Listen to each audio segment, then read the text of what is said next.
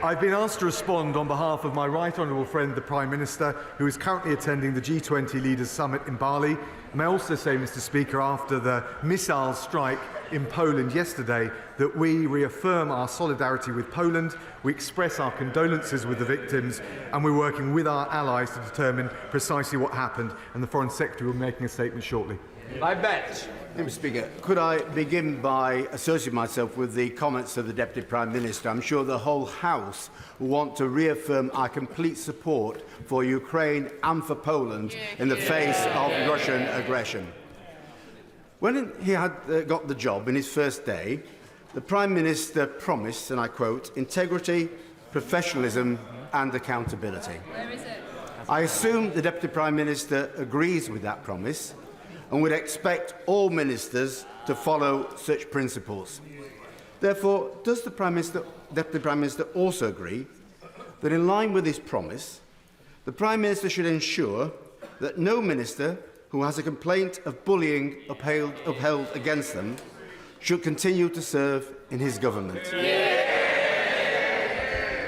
Can I thank the honourable gentleman and thank him for his shared solidarity on the issue in Poland. He's right to quote what the Prime Minister said, and I take it as an article of personal faith that we behave with absolute integrity and accountability. I am confident that I have behaved professionally throughout, but immediately I heard that 2 complaints had been made. I believe they were made yesterday. I was notified this morning. I immediately asked the Prime Minister to set up an independent investigation, and of course I will comply with it fully. Last week, many of my constituents are celebrating Gurpurab of Guru Nanak Dev Ji, who travelled the world with an important message about equality and seva, selfless service. It's something we see running through many of the actions carried out by Sikhs and others in my constituency of West Bromwich East through organisations like Midlands Langar Seva Society and Guru Har Rai Gurdwara. Would my right honourable friend join me in thanking the community for their ongoing seva and extend his best wishes for Gurpurab? Deputy Prime Minister. Can I thank my honourable friend at this important time of year for the Sikh community and the Sikh faith? I join with her in what she said. The Sikh community make an outstanding contribution in her constituency with the Midland Langar Seva Society and the Guru Har Rai Gurdwara in her constituency, but they also make an amazing contribution to the whole country, and we're grateful for it. General Deputy Leader Angela Rayner. Thank you, Mr Speaker. And can I share the Deputy Prime Minister's remarks regarding the Sikh community and, most importantly, about the incident in Poland last night? I know the whole House stands united in our support for the Ukrainian people and sends condolences for the tragic loss of life. And Britain has an unshakable commitment to NATO and our allies, including Poland. The government has rightly requested we establish the facts and avoid unhelpful speculation, so I understand that the Deputy Prime Minister might not be able to go further today. But does he agree that last night's events aside, the fact that Russia is launching missile attacks on Ukrainian civilian infrastructure whilst world leaders meet shows the utter contempt that Putin has for international order? Deputy Prime Minister. Can I thank the Right Honourable Lady? I entirely agree with what she said. President Putin started this war, and whatever the determination made in relation to the events yesterday, they result, whether directly or indirectly, from the unlawful aggression perpetrated by the Russian government, and that's why the Prime Minister is out at the G20 rallying support, making sure we wean ourselves off energy dependence on Russia, making sure we make sure we've got the energy supply from other parts of the world, and I agree with what she said 100%. Angela Rayner. Thank you, Mr Speaker, and it's right that we condemn Putin in his strongest terms. But the G20 is also an opportunity to work together to tackle the economic challenges we all face. Yet as our international allies race to crack down on multinationals using tax havens to stash profits abroad, this government is dragging its feet to protect their profits. We have a budget tomorrow, Mr Speaker, where it's briefed that tough choices will be impacting on families across Britain. Does he accept that every pound hidden in tax havens is a pound lost from the pockets of working families? Prime Minister. Well, can I thank the Honourable Lady? I mean, look, we want people to come to this country to create the jobs and to generate the tax revenue. Whether it's non-dom status, which was stricter under this government given the changes we made than under the last Labour government, whether it's the Prime Minister's approach to big tech companies, where he's led the charge with the G presidency in making sure there's an international approach and delivering global minimum corporate tax rules. We have lowered the tax gap, the difference between the tax owed and the tax raised, to the lowest level, certainly lower than under the last Labour government, and will continue to do so. Angela Rayner. I notice non-dom status hasn't been abolished, though, Mr. Speaker, and the Conservatives would have us all believe that the economic problems are out of their hands, when the truth is, Mr. Speaker, it's working people paying the price for their choices. They've chosen to protect corporate profits and not household incomes. There are 38 countries in the OECD two-year growth league table. Where does the UK rank in that table? Deputy Prime Minister. Thank her. She'll know that on the latest data, unemployment remains at a 50-year low. Well, she's saying the Shadows Chancellor is saying it's gone up. It's half the level left by the last Labour government. And when it comes to GDP, and when it comes to GDP, she'll know that the IMF has said that we will have the strongest growth in the G7. Angela Rayner. Mr. Speaker, I think the economic situation families face speaks for itself.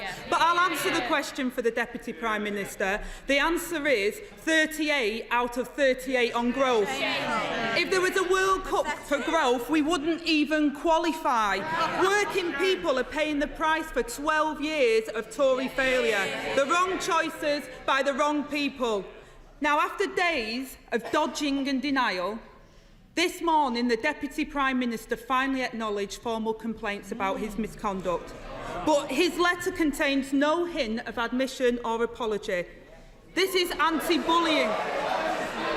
This is anti-bullying week. Will he apologise? Deputy Prime Minister. Can I thank the Right Honourable Lady? Look, in terms of the economic challenges which are global, caused by COVID and the war in Ukraine, we've got a plan to grip inflation, balance the books and drive economic growth. If we listen to the Honourable Lady, debt would go up, unemployment would go up and working Britons would pay the price. She asked about the complaints. I received notification this morning. I immediately asked the Prime Minister to set up an independent inquiry into them. I'm confident I behaved professionally throughout, but of course I will engage thoroughly and look forward, Mr. Speaker, may I say, look forward to transparently addressing any claims that have been made. Angela Rayner. So, Mr. Speaker, let me get this straight.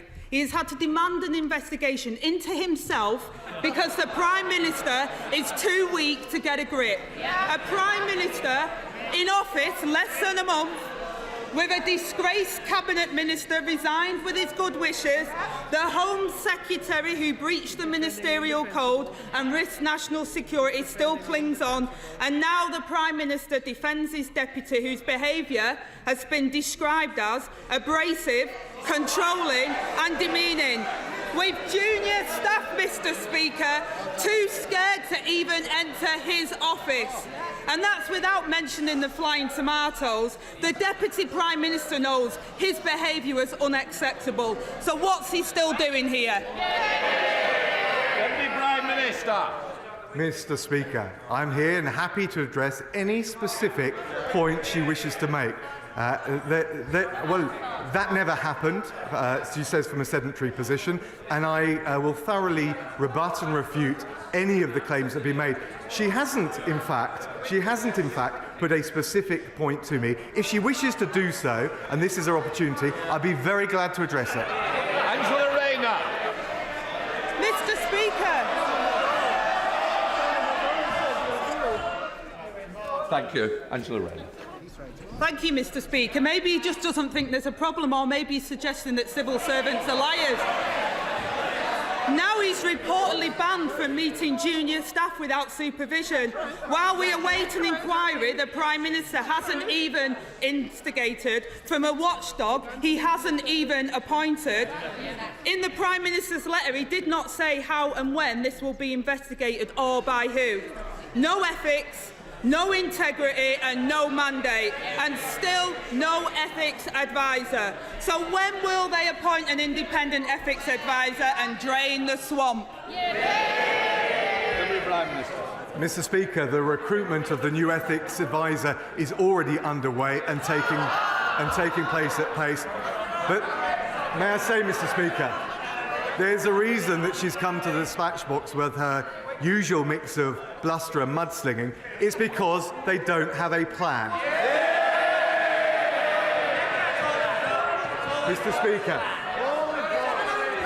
Mr. Speaker, we're helping people into work. She's in hot to the unions.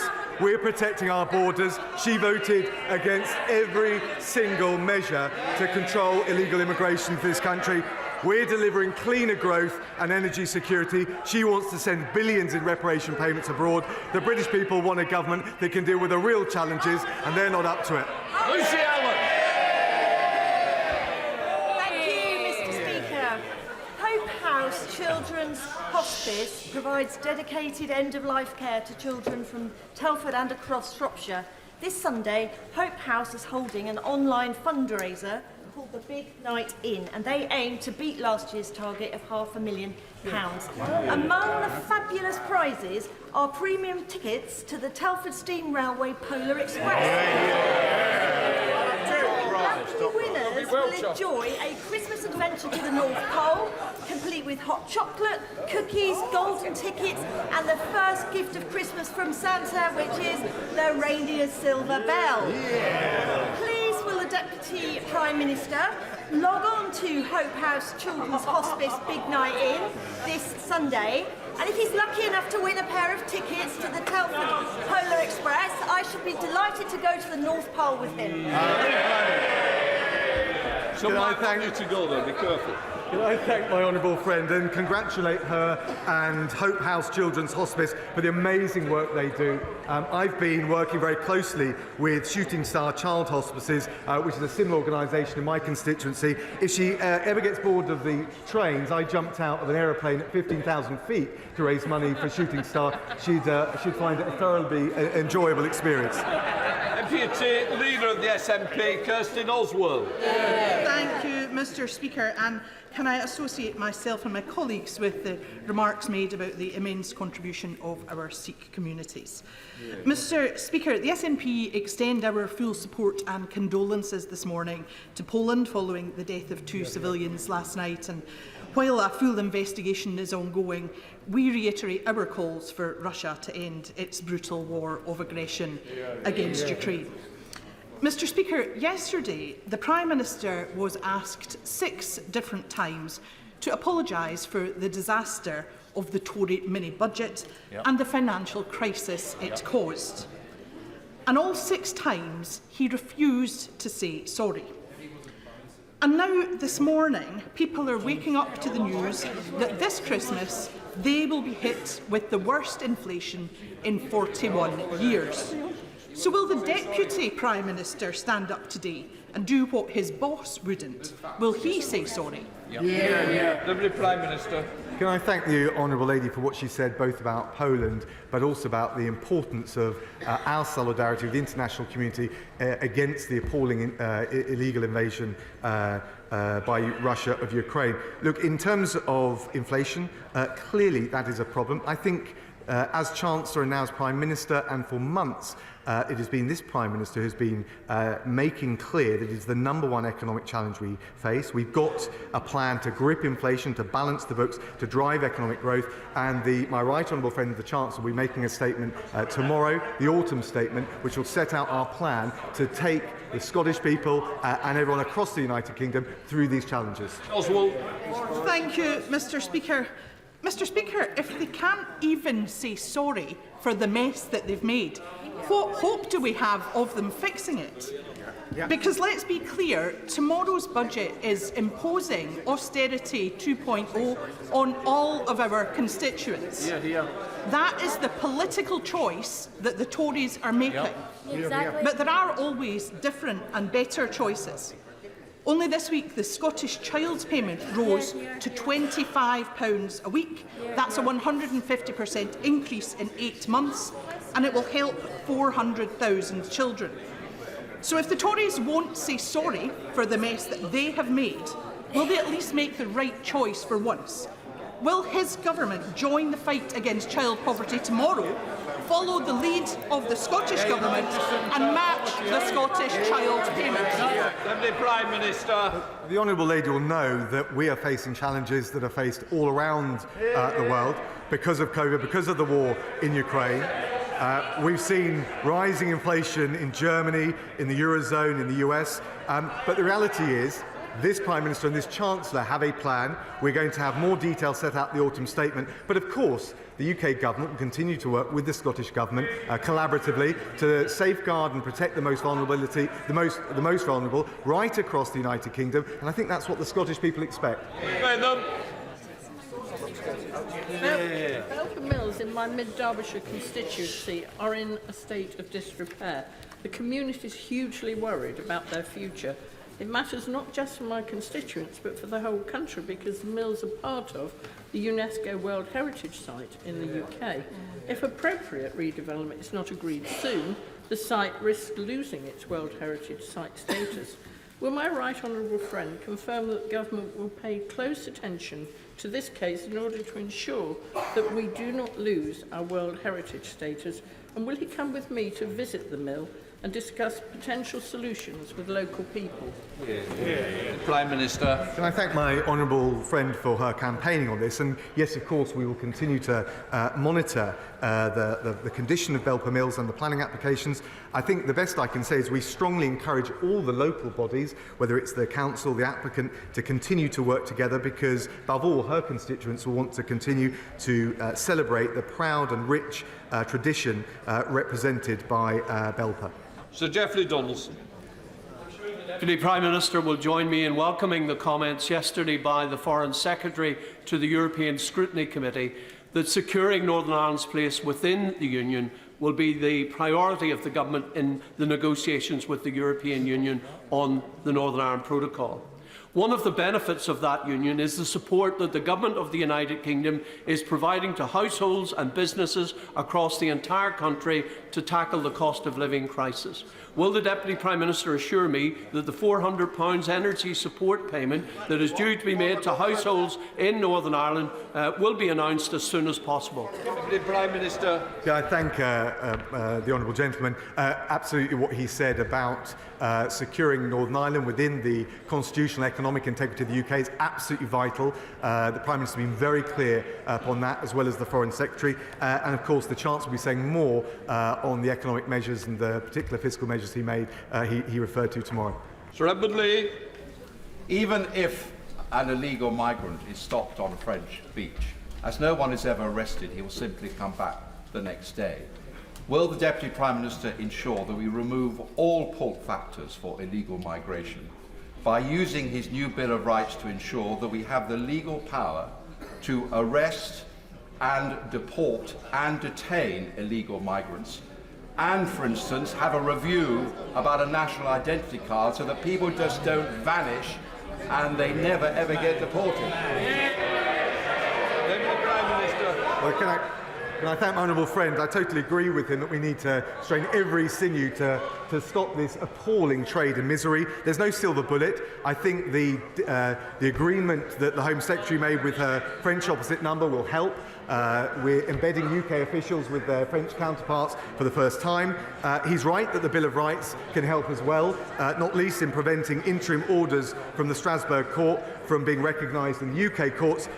On ID cards, we already have e-visas for people coming to visit and live in the UK, and they act as digital evidence of someone else's immigration status. The one thing that's clear, though, and I say to my honourable friend, we'll have to do all of these things in the teeth of the opposition from the front bench opposite. Smith. Thank you, Mr. Speaker. Our small rural schools in Wyre face particular difficulties. The head teacher at Scorton and Calder Vale primary schools told me that budgets in schools like ours are stretched, as we have to pay for a lot of additional services that larger urban schools can provide in-house. She has to hire the village hall for PE lessons because the schools have no hall. She has to hire taxis to bring in the school meals because the schools have got no kitchens. So given the school budget cuts, what would the Deputy Prime Minister advise my head teacher cuts from our local children?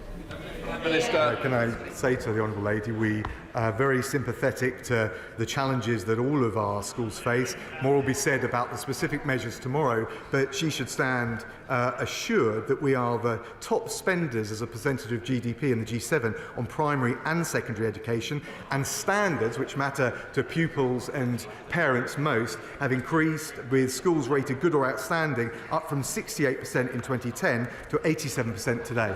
Kevin Foster. Thank you, Mr. Speaker. The Deputy Prime Minister will be aware of the opportunities but also the challenges facing Torbay's tourism and hospitality sector, including increased energy costs and the impact of business rates. What consideration is he giving to the situation of Torbay's iconic industry and further measures to support it? Can I thank Honourable Friend? He's a fantastic champion for Torbay. Now, of course, the Chancellor will make a statement tomorrow. I can't speculate on the spending decisions, but he will have already noticed the tourism recovery plan, which will help recovering from the pandemic, but also as part of the wider levelling up agenda. Thank you very much, Mr. Speaker. Private rents in my constituency are completely out of control, and since the government broke the economy and broke the mortgage market, the hope of owning a home is quickly receding, with the cost of living skyrocketing, Tory tax rises through the roof, and an extra 1 million people in the private rented sector since 2010. Will the government get a grip and tackle housing in my constituency and across the country? Deputy Prime Minister. Can I thank the Honourable Lady? As a former housing minister, I know how important these issues are, and I can also tell the Honourable Lady that the Housing Secretary is looking at the situation of renters and landlords very carefully, and legislation is coming forward shortly. Thank you, Batty.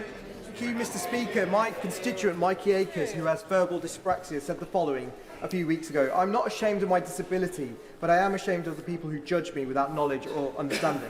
5% of all children are impacted by speech and communication needs, according to the Royal College of Speech and Language Therapists and the Dyspraxia Foundation, and more needs to be done to raise awareness in society.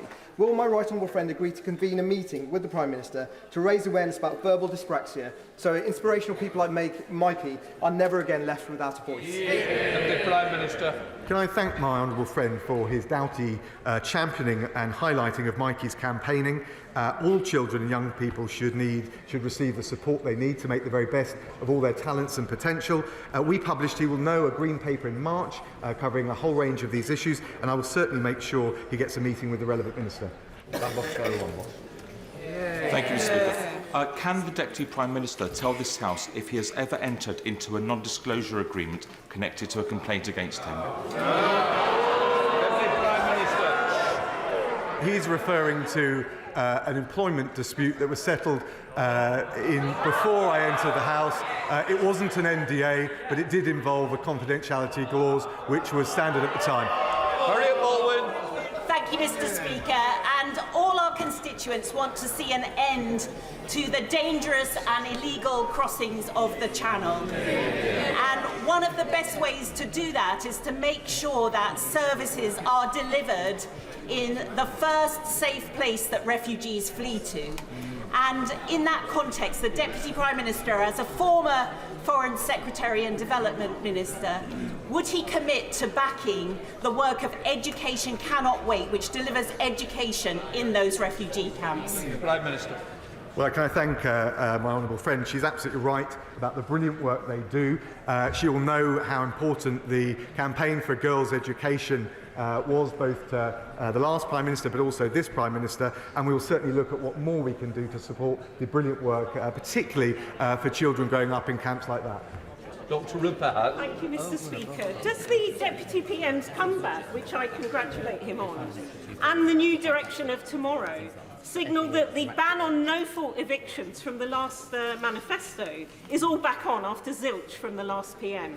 And if so, can he, by emergency powers if necessary, get it on the statute book so no family, on a whim, gets left out in the cold this winter? Prime Minister. I know my right honourable friend, the Housing Secretary, is looking at all of these matters. He will have heard what she said, and I won't prejudice what further measures he's going to come forward with, but I will ask him to write to you to address the specific proposals you're making. Jacob Rees-Mogg. Mr. Speaker, I wonder if my right honourable and learned friend has noticed that the people who are currently criticising him, no thank you, who are currently criticising him have a record of bullying second to none. A Labour Member of Parliament left Parliament because of anti-Semitic bullying. Yeah. A distinguished BBC journalist needed bodyguards at Labour Party conferences. And a current member of the Labour Party opposite, a right honourable member, was suspended from the service of this House for bullying. Does he think, as I do, that this is at the very least hypercritical, and maybe a stronger word that is not necessarily parliamentary?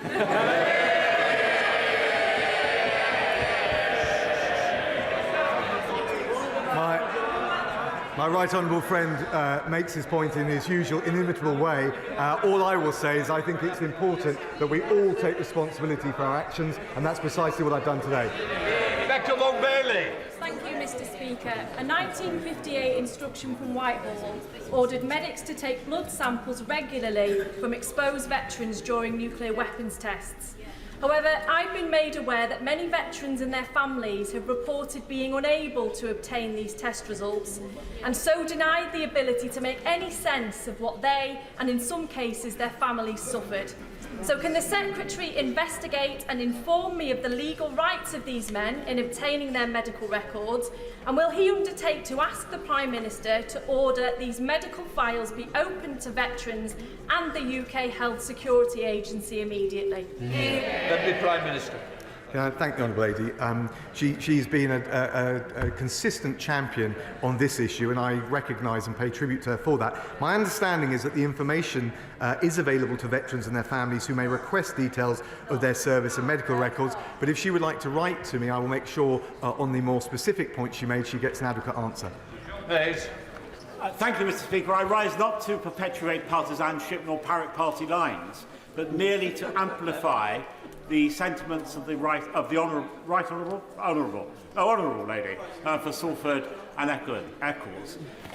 The brave servicemen who did so much so long ago to ensure our safety, the nuclear test veterans, were recognised by former Prime Minister David Cameron, and in a meeting with the honourable lady and I, by the former Prime Minister, the member for Uxbridge. Will this Deputy Prime Minister and our new Prime Minister recognise them too, not only by doing what the Honourable Lady has asked for, but by giving them the service medal they so richly deserve, and we owe them?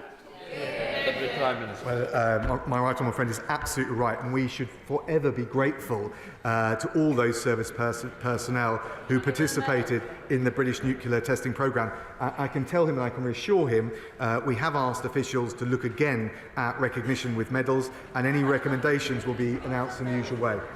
Judith Cummins. Thank you, Mr. Speaker. 7 years ago, in my first PMQs, a Conservative Prime Minister told me to stop griping and get behind his rail investment plans. A few weeks ago, the new Business Secretary said there really wasn't much point in going ahead with Northern Powerhouse Rail. Time and time again, Mr. Speaker, Tory Prime Ministers have promised NPR only to break their promises. So will the Deputy Prime Minister now put on record whether he supports Transport for the North's preferred option for NPR with the stop in Bradford? Deputy Prime Minister.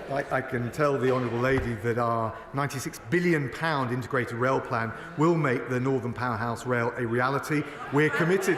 We're committed to the project. The precise details will be set out in due course. Peter Byrne. If migrants who crossed the Channel from France illegally were immediately returned to France, It would stop illegal migration in this country. It would break the economic model of the people smugglers. And perhaps more importantly, it would stop thousands and thousands of people descending to northern French cities, which would be to the benefit of the French. So, Mr. Speaker, when the Prime Minister spoke to the French President, was a returns policy discussed? And if so, what was the President's response?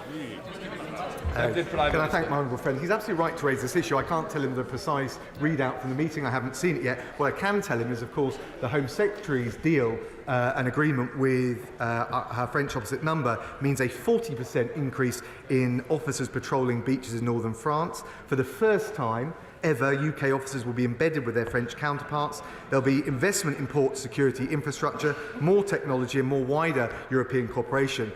We have taken all of these measures and all in the teeth of the opposition of the front bench opposite. They've opposed every single measure that we've taken to stop illegal immigration, including things where you'd think there was cross-party consensus, like life sentences for those traffickers that prey on human misery. Mr. Speaker, it's not trade unions who have burned public services to the ground, it's the Tories. It's not asylum seekers fleeing war and famine who are inflaming tensions, it's the Tories. And it's not those in low-paid jobs who are trashing the economy. Again, it's the Tories.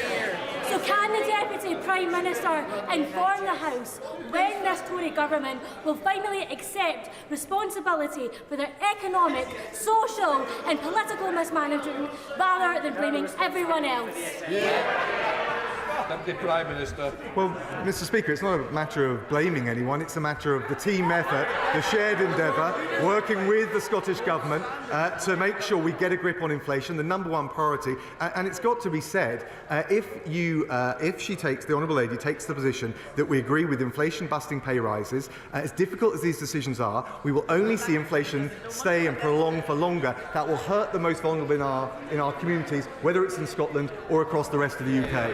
Anderson. We have a brilliant Home Secretary, but the Deputy Prime Minister will be aware of a wicked, ambitious bullying campaign led by the opposition to get us sacked over the past 4 weeks or so. So can the Deputy Prime Minister please reassure me and the people of Ashfield that the Home Secretary will be given all the tools that she needs to solve the migrant crisis and keep the bully boys out of number 10?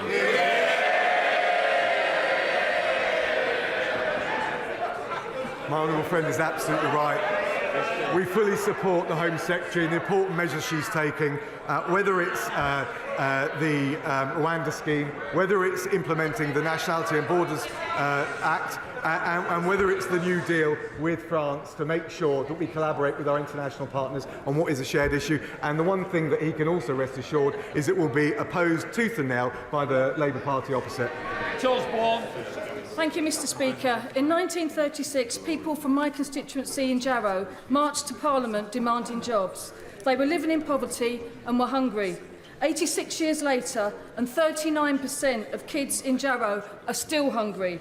So will the Deputy Prime Minister and his government end this scandal and commit to providing free school meals to all 800,000 children, 40,000 of them in the North East, to households in receipt of universal credit? Deputy Prime Minister. Can I thank the Honourable Lady? She'll know that we've extended the eligibility of free school meals to 1.9 million pupils. There's also, on top of that, the £200 million holiday activities and food programme, and then £1,200 of direct payments to the most vulnerable. But I would just gently say to her, we also need to keep an eye on the macroeconomic picture. The #1 priority is to get inflation down, and we won't be able to do that if we follow the plans of the benches opposite. Esther McVeigh. Mr. Speaker, given that we have the highest burden of taxation in living memory, it is clear that the government's financial difficulties are caused by overspending and not due to under-taxing. Does the Deputy Prime Minister therefore agree, if the government has got enough money to proceed with HS2 at any cost, then it has sufficient money not to increase taxes. If, however, it has so little money it has to increase taxes, which is a last thing for a Conservative government to do, then it doesn't have sufficient money for HS2. So can I gently urge the Deputy Prime Minister not to ask Conservative MPs to support any tax rises unless and until this unnecessary vanity project is scrapped? Because I, for one, won't support them. Come on. Can I thank my right honourable friend? I think I followed the various steps of logic in that question. I understand her opposition to HS2. I think we've got some very difficult decisions to make. They will inevitably involve a balanced approach. I will leave it to the Chancellor to set them out in the autumn statement tomorrow. David. Thank you, Mr. Speaker. In my Caerphilly constituency, we have 5 food banks. One of those food banks is run by the Betrussell Trust, and they've issued over 2,000 food parcels during the last 6 months. And there's a question from the users of that food bank. It is, will the government give a firm commitment to ensuring that benefits will always be enough to purchase essentials? The Prime Minister. He raises a really important point, and we're doing everything we can to support those who may be reliant on food banks or otherwise struggling to make ends meet. He can see that, the honourable friend can see that with the £1,200 cost of living support that are going to the 8 million most vulnerable households, with the energy price guarantee and further measures for pensioners. My right honourable friend, the Chancellor, will set out further measures tomorrow. But of course, as I said before, the #1 priority is getting inflation down. We won't be able to do that if we follow the spending plans of the party opposite. Final question, Salmon Hall. Thank you, Mr. Speaker. My right honourable friend is also the Justice Secretary, and everybody in this House, irrespective of party, will know for the reputation of this House that standards are important. He has said that from the dispatch box this afternoon. Am I naive, however, in response to some of the points raised by members opposite? Am I naive to still believe in that good British tradition that one is innocent until proven guilty? Well, he makes an important point, and of course, and I've said I will cooperate fully with the independent investigation. In fact, I welcome the opportunity to address these complaints. I think, though, it is important that we have zero tolerance for any bullying, and we hold the highest standards in public life, and it's important on all of us to adhere to those standards. Right, that completes Prime Minister's questions.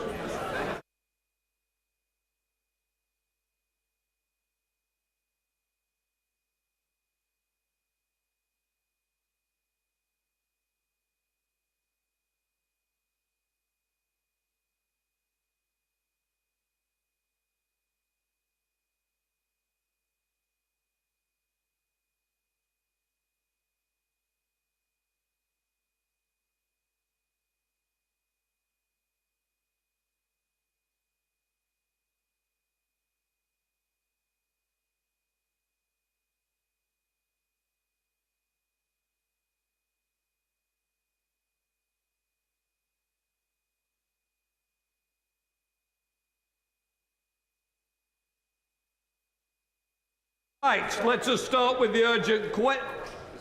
Sir John, what are you doing? We start. Well, why didn't you go the other way?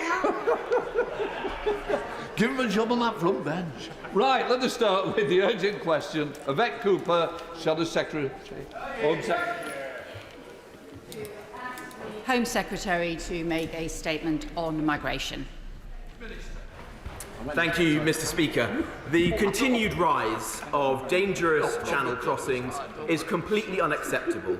This phenomenon is not only a clear abuse of our immigration laws and deeply unfair on the British people, but it puts the lives of those who attempt these journeys in grave danger. This government is determined to put the people smugglers out of business and to make this route unviable. This week, my right honourable friend, the Home Secretary, met her counterpart, Minister Dominic, to agree a new multi-year strategic and operational plan with France. This will be supported by UK investment of up to €72 million in 2022-23. It includes a 40% uplift in UK-funded officers patrolling the French coast over the coming